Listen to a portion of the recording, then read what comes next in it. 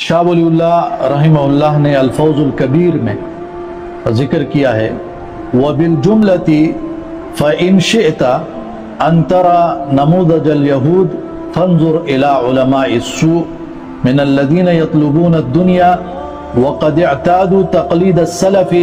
وَأَعْرَضُوا عَنْ نُصُوصِ الْكِتَابِ وَالسُّنَّةِ وَتَمَسَّكُوا بِتَعَمُّقِ عَالِمٍ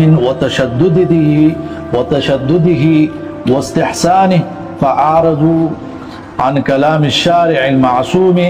وتمسكوا بأحاديث موضوعة وتأويلات فاسدة كانت سبب ہلاکہ۔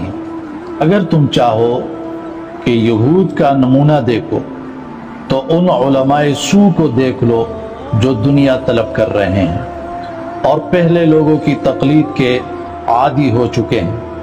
جنہوں نے کتاب و سنت کی صریح آیات و احادیث سے منہ موڑ لیا اور کسی عالم کے تکلف،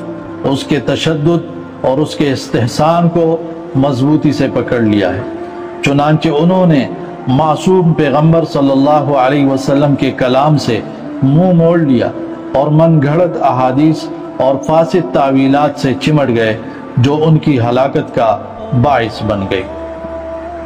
یہ تھے مغضوب علیہم کے بارے میں کہا کہ اگر آج بھی یہود کا نمونہ دیکھنا چاہتے ہو تو ان علماء سو کو دیکھو جو دنیا کے پیچھے چل پڑے، تقلید میں وہ لگ گئے اور کتاب و سنت کے نصوص سے انہوں نے اعراض کر دیا۔